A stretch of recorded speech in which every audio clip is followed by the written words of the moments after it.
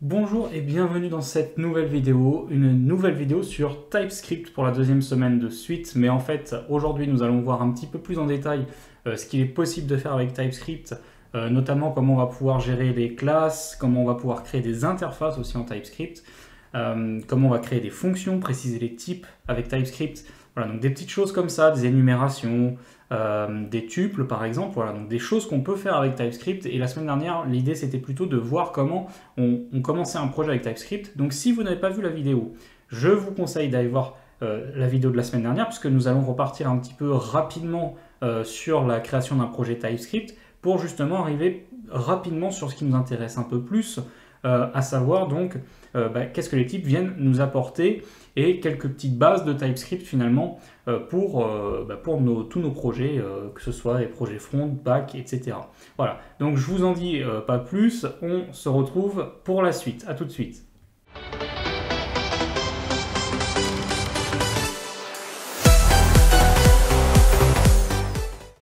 Donc, on va lancer assez rapidement le projet TypeScript. Donc, je me suis mis dans un dossier TypeScript que je mettrai en fait en lien dans la description. En fait, je vais le mettre sur Git dans le dossier où je mets un petit peu tout ce que je fais sur YouTube.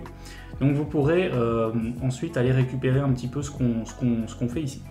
Donc, pour commencer, alors avec un projet TypeScript, il faut tout d'abord initialiser npm. Donc, j'initialise npm assez rapidement. Ça me crée mon package.json.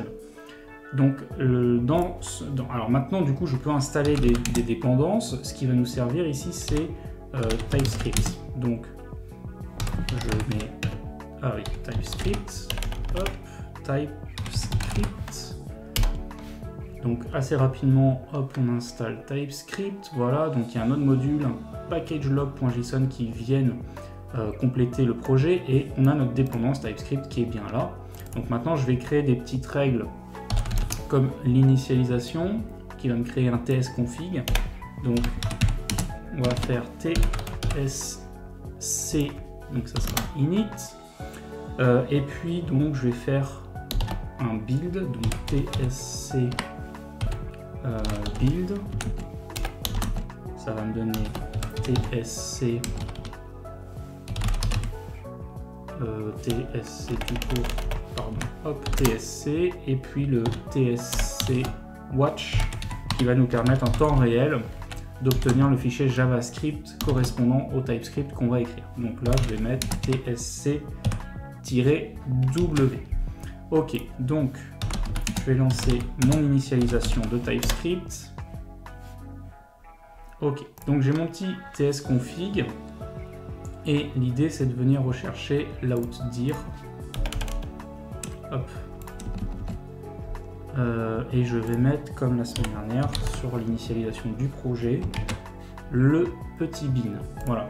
Donc maintenant, par exemple, je vais créer un index ts et on va par exemple mettre une petite variable. Donc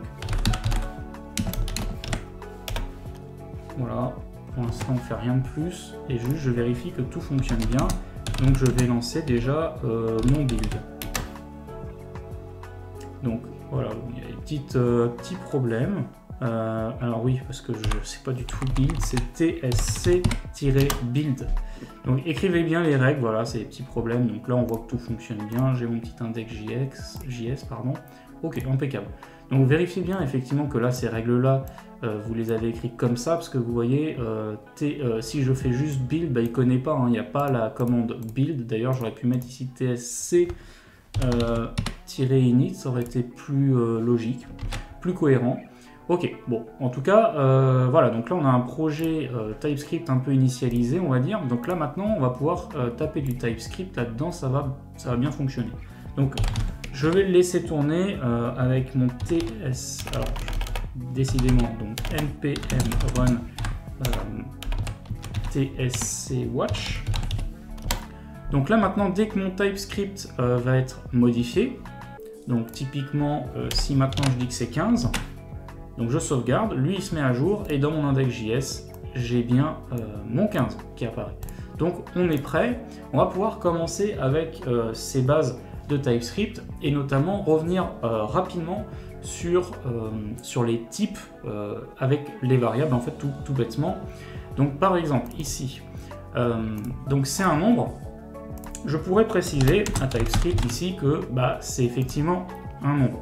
Donc je rappelle, hein, du coup on met le petit mot-clé let pour déclarer une variable, le nom de la variable. On a toujours la valeur ici, mais on a ajouté une petite chose là ici avec nos 2 points, c'est le type de notre variable. Donc ici je dis que c'est un type number. Bon, c'est pas très utile, pourquoi? Parce que JavaScript ici voit le nombre et de toute façon va dire ok bah c'est un nombre. Donc ça c'est pas forcément très utile, mais c'est quand même comme ça qu'on déclare le type d'une variable, avec les 2 points. Donc quand c'est juste un nombre, bon, moi je vous conseille de juste rien mettre parce que finalement en interne JavaScript le fait déjà ça, donc c'est pas la peine de surcharger le code. Par contre ce qui peut être intéressant c'est que si là je suis censé avoir soit un nombre, soit des fois une string, hein, quand on récupère des données, des fois on a les nombres sous forme de chaîne de caractères. Donc là typiquement number or string, si je veux mettre ça, là je peux dire ah bah peut-être que j'ai un nombre, mais peut-être que j'ai une string, donc une chaîne de caractères. Et là on voit que c'est intéressant puisqu'on a cette petite barre ici qui permet de dire où, donc soit number soit string. Donc ici si je sauvegarde, bon, toujours pas de changement, hein, dans l'index JS on va rien trouver de différent. Là où ça va différer, c'est que par exemple, alors si si je mets true, donc là je vais essayer de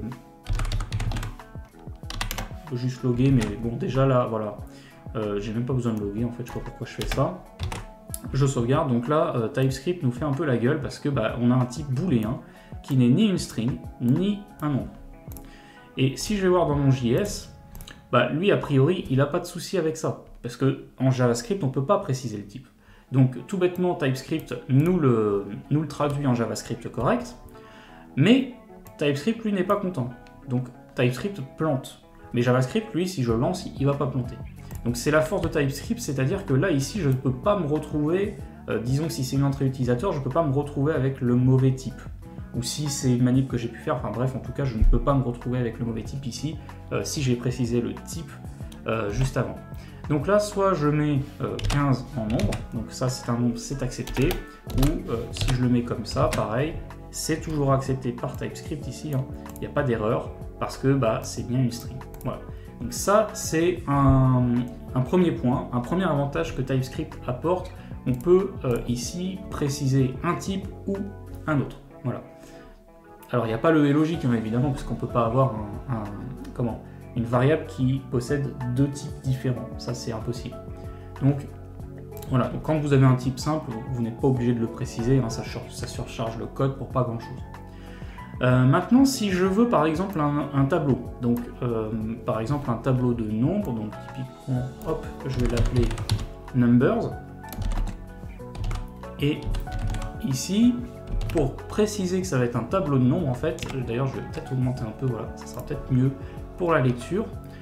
Si je veux un tableau de nombres, eh bien il me suffit de prendre le type, donc là ici les nombres, et de mettre les petits crochets derrière comme pour initialiser un tableau en JavaScript. Donc là vous avez un tableau de nombres. Donc maintenant si je sauvegarde, TypeScript devrait planter, hein, voilà, parce que le type string n'est pas assignable à un type number crochet là comme ça, donc un tableau de nombres.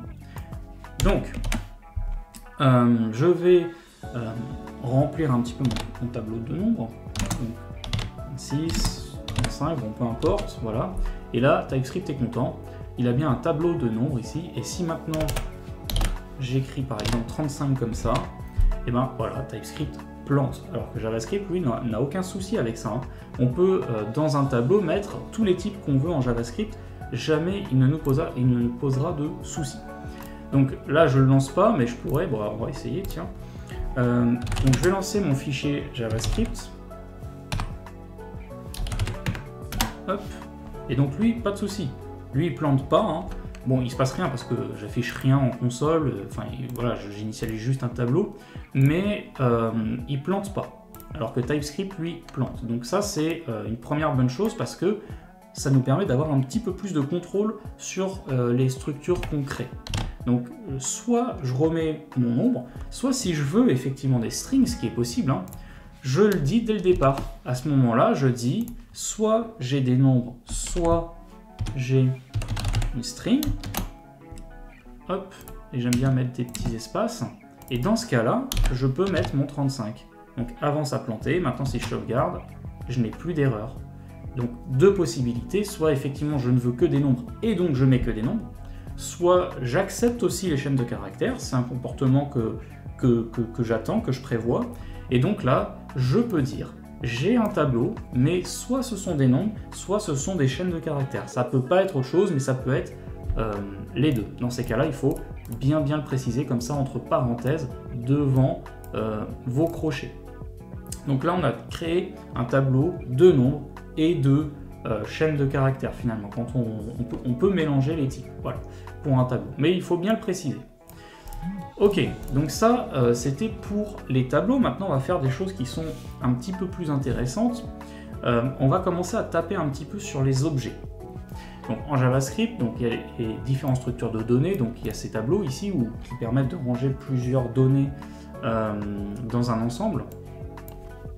Maintenant, si je veux créer un objet, par exemple, donc je sais pas, par exemple un utilisateur, on va dire, donc je crée classiquement mon utilisateur. Il peut avoir un ID. On n'a qu'à dire que là j'en sais rien, on va mettre 1. Il peut avoir un email, donc ça sera l'ami Toto, donc toto@toto.fr. Password, il va avoir un mot de passe très sécurisé du nom de Toto, et peut-être en fait des hobbies, disons, et on n'a qu'à dire que en fait il a plusieurs hobbies. Il a je sais pas, il aime bien jouer au basket et il aime bien les jeux vidéo. Voilà, donc voilà, ça c'est mon utilisateur Toto. Bon, pas de souci, hein. Problème que j'ai, c'est, bon alors ça c'est du JavaScript, mais maintenant j'aimerais justement utiliser la puissance de TypeScript et des types pour avoir une sorte de modèle. Là mon user, finalement, il peut prendre un petit peu toutes les valeurs qu'il veut. Si moi je dis par exemple, alors disons qu'il n'y a pas hobby, voilà. Mais que moi dans mon modèle utilisateur, finalement je veux qu'il y ait hobby. Donc un utilisateur qui n'a pas hobby, ça m'intéresse pas. Bon, et en TypeScript, on peut très bien imaginer une situation de ce type-là. Donc, on va en fait passer par une interface. Donc, une interface, hein, c'est un petit peu comme le modèle de l'objet que vous voulez créer. Donc, vous allez en fait réussir à créer un nouveau type, qui sera le type que vous construirez vous-même, qui sera donc l'objet que vous aurez défini. Donc, j'ai juste à écrire le petit mot-clé interface, et je vais faire une interface utilisateur. Donc je veux qu'il y ait un ID, ça sera une string. Je veux qu'il y ait un email, qui sera également une string. Je veux qu'il y ait un mot de passe, bon, voilà, donc c'est assez classique. Et je veux qu'il y ait des hobbies. Et là, ça sera un tableau de string. Donc je l'écris comme ça. Donc ça me permet d'avoir une interface ici, donc un nouveau type, un nouveau modèle d'objet qui s'appelle user. Et en fait, il doit avoir un ID, un email, un mot de passe et des hobbies. Donc là maintenant, si je dis que mon user, il doit être de type user, donc l'interface que j'ai créée, et là, TypeScript plante. Pourquoi? Parce que la propriété hobby n'existe pas. Voilà. Donc là, je m'assure que l'objet que je crée, il peut pas ne pas prendre la forme que je veux si je lui précise user. Donc là, je vais être obligé de remettre hobby. Hop. Avec la petite virgule qui va bien. Et voilà. Donc TypeScript est de nouveau content parce que mon user, il respecte bien l'interface utilisateur, c'est-à-dire un ID, un email, un password et des hobbies. Alors, l'autre avantage de ça, c'est que si par exemple, à l'inverse, je veux que hobby soit facultatif, c'est-à-dire avoir des utilisateurs qui n'ont pas forcément de hobby, et c'est aussi possible. En fait, il suffit d'ajouter devant Obi dans l'interface, hein, il faut bien le dire dans l'interface, ça veut dire dans votre modèle, vous allez dire que tous les utilisateurs n'auront pas forcément des Obi. Et donc vous allez lui dire Obi, point d'interrogation, et dans ces cas-là, donc quand j'ai des Obi, il n'y a toujours aucun souci. Par contre, si je n'ai pas de Obi, je sauvegarde, et là, je n'ai plus d'erreur, parce que mon utilisateur n'est pas obligé finalement d'avoir des hobbies, hein. Il peut ne rien faire de sa vie, c'est pas un souci. Donc voilà, donc ça c'est super puissant parce que vous pouvez en fait définir finalement comme ça de nouveaux types, de nouveaux modèles d'objets, et vous pouvez même préciser des choses un petit peu facultatives. Donc c'est assez puissant parce que par exemple sur un utilisateur, donc ça peut être des hobbies, mais sur d'autres sites, un utilisateur peut ne pas avoir de poste, un utilisateur peut ne pas avoir d'amis, un utilisateur peut ne pas avoir tout un tas de choses. Et donc ils peuvent en avoir, mais ils peuvent ne pas en avoir. Donc c'est un bon moyen de pallier justement à ce problème ici, avec tout simplement un petit point d'interrogation juste après la propriété que vous voulez voir. Donc voilà, donc c'est assez puissant. Maintenant, en JavaScript, on a aussi l'habitude de créer nos objets avec des classes. Donc, alors déjà, on peut regarder aussi ce que ça donne en JavaScript. Donc, vous voyez, l'interface, en fait, finalement, elle apparaît même pas. Notre user, c'est un objet, tout ce qu'il y a de plus classique. Nous, en TypeScript, elle est basée sur un modèle, mais en JavaScript, ce modèle-là n'existe pas. Voilà, parce qu'une interface, ça n'existe pas en JavaScript. Mais c'est donc des notions d'objet, d'orienté objet qui sont un petit peu ajoutées et qui font du bien parce que ça permet de gagner du contrôle et puis de prévoir un petit peu, de planifier à l'avance, de réfléchir. Donc c'est des choses qui sont intéressantes. Donc là maintenant, si au lieu de juste créer des objets, je veux utiliser une notion en JavaScript qui sont donc les classes et qui permettent, en fait, qui sont un peu une fabrique d'objets qui permettent de créer plein d'objets comme ça grâce à un constructeur. Donc, si je prends par exemple l'exemple des jeux vidéo, donc on va mettre vidéo game, une classe comme ça, vidéo game, qui peut avoir un nom, donc je sais pas, alors. Donc ouais, du coup on est en TypeScript, donc là on va pouvoir préciser le type. Il va avoir un prix. Donc le prix, là on va plutôt mettre un number, allez, ça changera.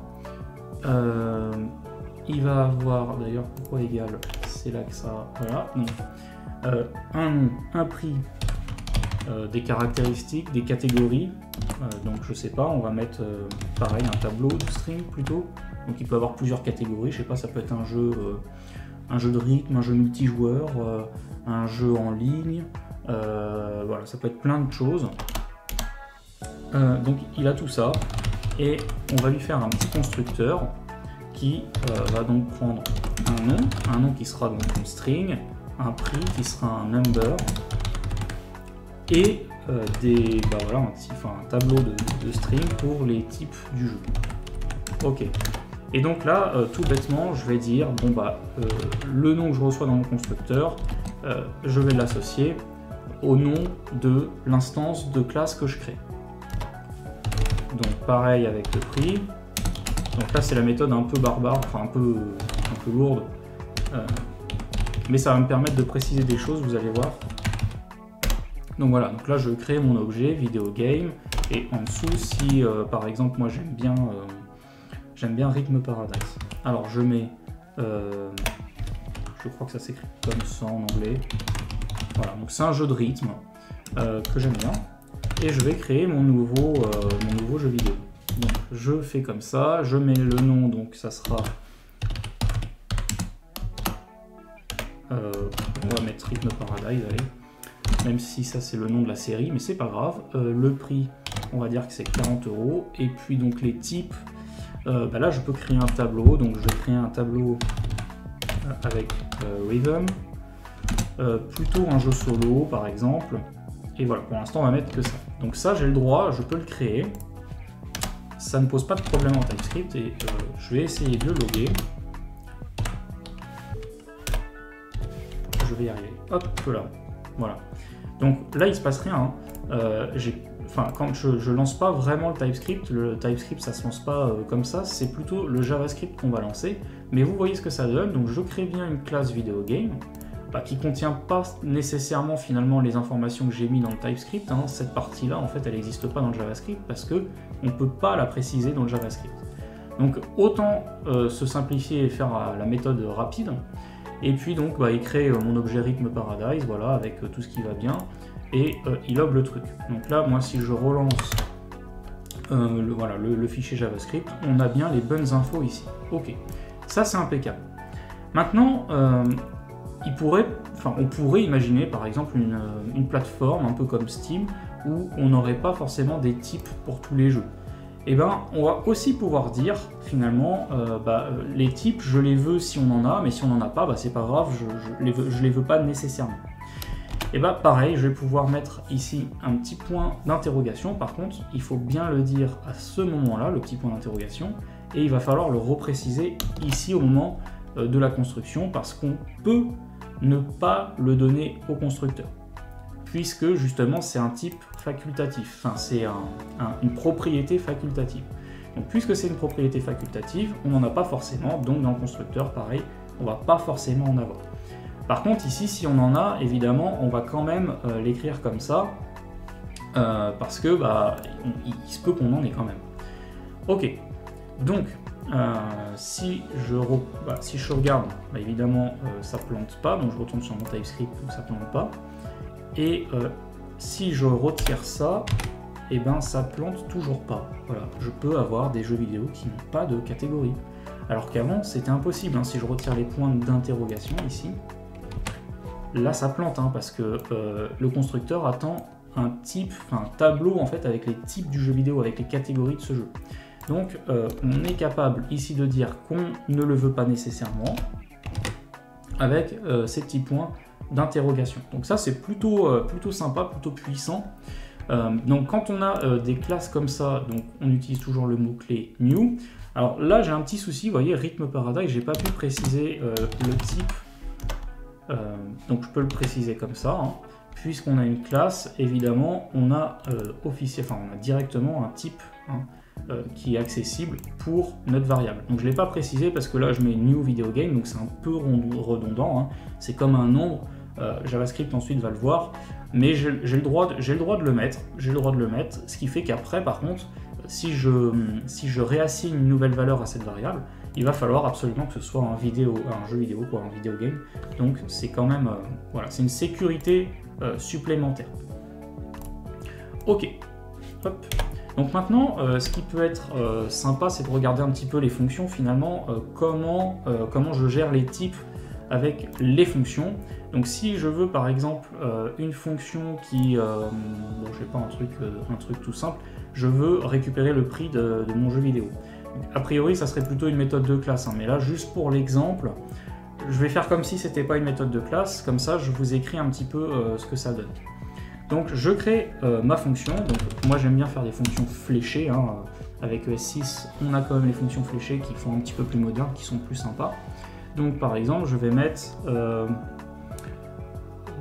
on va l'appeler, je vais juste l'appeler getPrice, c'est pas très joli comme nom mais on va l'appeler comme ça. Donc elle prend un jeu vidéo en paramètre, donc on va l'appeler vidéo game comme ça, et finalement elle va renvoyer le prix du jeu vidéo. Donc ça serait quelque chose comme ça. Ok. Donc là, ah oui, alors déjà il manque les flèches, hein, c'est une fonction fléchée, donc sans les flèches ça se passe mal. Et le problème c'est que video game, il a un type implicite qui est any. Donc ça c'est un truc qu'on donne à n'importe quel objet, hein. Donc ça peut être un petit peu n'importe quoi ce video game finalement. Et TypeScript dit oui mais ça se trouve il n'y a pas de prix là-dessus en fait. Donc il ne faut pas que ce soit n'importe quoi. Et il a raison, parce qu'il pourrait très bien ne pas y avoir de prix. Moi je ne suis pas obligé de passer un objet là-dedans qui a un prix, mais ici ça n'a aucun sens de ne pas le faire. Donc on aimerait pouvoir préciser que finalement c'est bien un jeu vidéo. Et c'est assez simple, hein. je vais faire comme d'habitude quand je déclare une variable, utiliser mes 2 points et préciser le type. Alors maintenant, autre chose, donc là je sauvegarde, évidemment ça ne plante plus. Mais j'aimerais aussi pouvoir m'assurer du type de retour de la fonction.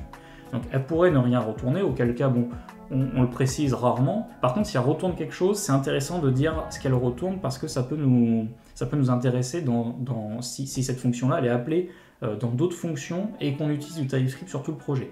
Ça va permettre à TypeScript de se dire « Ah oui, là ce que je suis censé recevoir, c'est effectivement bien ce que j'attends en entrée. » Donc, je vais pouvoir préciser le type de sortie ici, après mes paramètres de fonction, et là, je vais renvoyer un nombre. Voilà.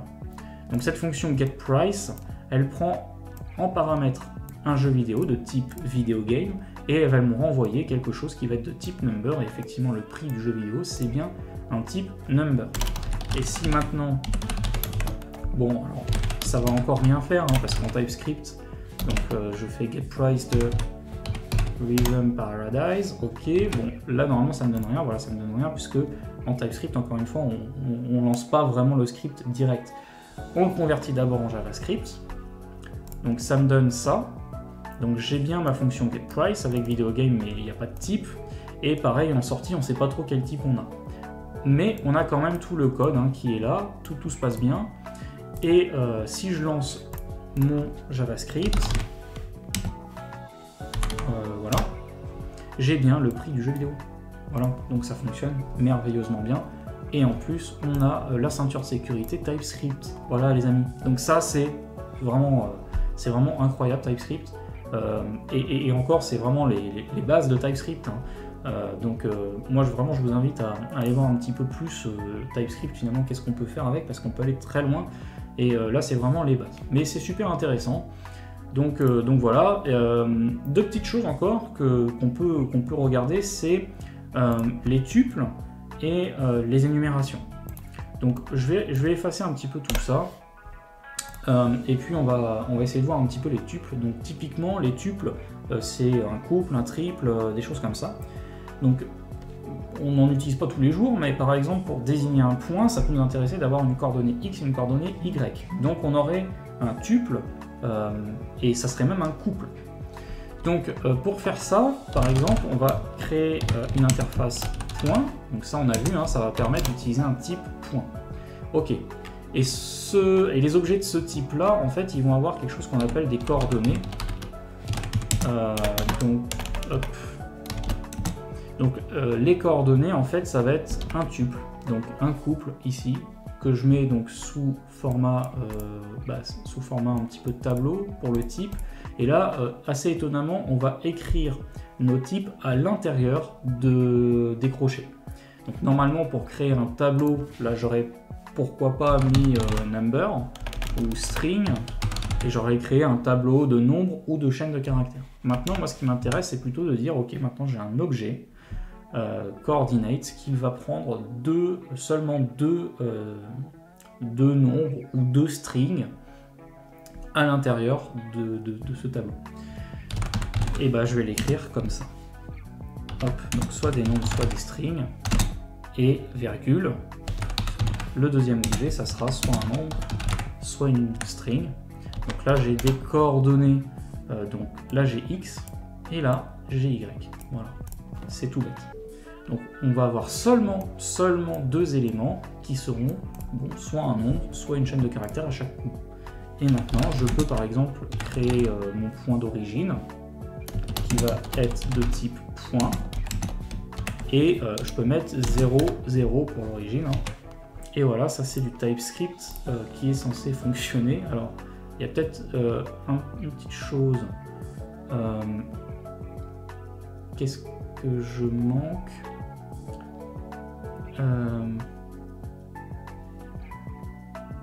Block scope.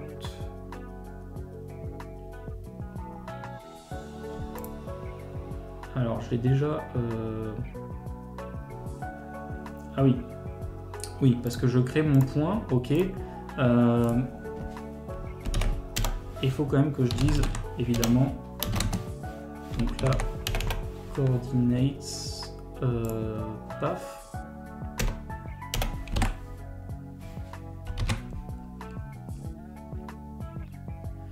et origin was also declared here. Donc c'est assez bien, enfin là je suis en train de faire un peu n'importe quoi, j'ai l'impression, mais c'est vraiment bien d'avoir TypeScript parce que ça pointe pas mal d'erreurs. Ça pointe pas mal d'erreurs. Donc là, qu'est-ce que j'ai? J'ai un origin. Tac tac. Alors qu'est-ce que je ne vois pas ici? Il y a un petit truc aussi. Ouais, c'est réservé, bah ça c'est ok. Qu'un autre declare block scoped.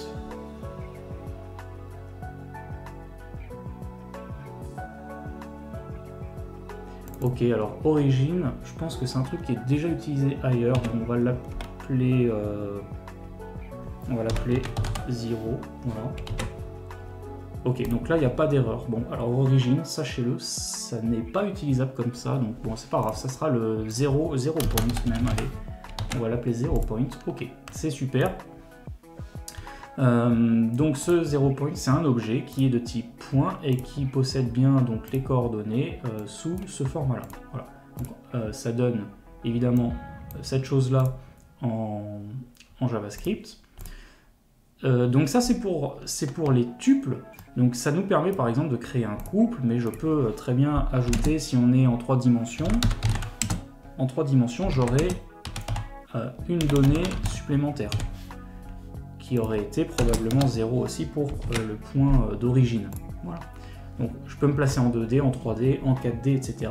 Et ensuite, du coup, voilà, ça permet de faire des tubes, donc soit des couples, des triples ou plus. Et donc de préciser un petit peu comme ça, en séparant par une virgule, le type de chaque élément que je souhaite voir à l'intérieur de mon tuple. Voilà. Donc ça, c'est vraiment sympa aussi. Pour les points notamment, ça sert. Il y a d'autres cas d'application, mais là, en tout cas, pour les points, c'est pas mal. Et la dernière chose que j'aimerais voir dans cette vidéo, c'est les énumérations. Les énumérations, c'est assez intéressant aussi. Ça arrive d'en croiser assez régulièrement. Typiquement, je sais pas, pour la météo ou pour les jours de la semaine, ou voilà, peu importe. Donc si par exemple days, donc je vais faire une énumération des jours de la semaine. Donc là, je sais pas, par exemple, j'utilise les jours en anglais. Moi, j'aime bien toujours être en anglais. Donc j'ai lundi, mardi, mercredi, etc., etc. Donc en fait, j'ai juste à utiliser ce petit mot-clé enum ici, et ça me permet de créer une énumération. Ok. Et ensuite, bon, je peux console log, donc je peux utiliser cette énumération en fait de la façon suivante. Donc il me suffit de mettre days.monday par exemple. Et ça va me renvoyer 1. Donc si je regarde, donc en JavaScript, donc ça, déjà c'est correct en TypeScript. Et en JavaScript, si je regarde, donc vous voyez, ça fait un truc vraiment odieux, vraiment horrible. Donc ça crée une sorte de fonction et il associe mes jours à des numéros. Donc c'est comme ça qu'on se retrouve justement avec les numéros à la fin. Donc si je regarde, là j'ai 0 parce que j'affiche Monday. Donc les énumérations, c'est pas quelque chose qui existe dans JavaScript nativement, c'est quelque chose que TypeScript apporte et qui est quand même pas mal. Donc là moi j'ai écrit 3 jours évidemment, mais on pourrait tout utiliser. Et du coup si j'affiche donc Monday, ça me renvoie donc 0. Donc derrière après bon c'est assez simple de faire des switches par exemple. Et si par exemple là donc, deuxième essai. Donc là, avec mardi, j'obtiens 1, etc., etc., évidemment. Donc vous pouvez créer des petites énumérations comme ça, donc c'est super intéressant. Voilà, donc pour les bases, vraiment les bases de TypeScript, TypeScript, on peut l'appliquer à plein de projets, on peut aller beaucoup plus loin avec.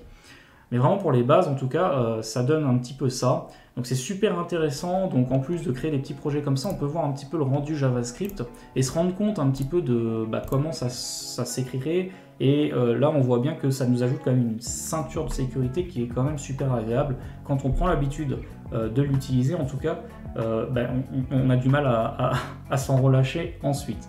Donc voilà. Donc ça, c'était pour les bases de TypeScript. J'espère que la vidéo vous a plu.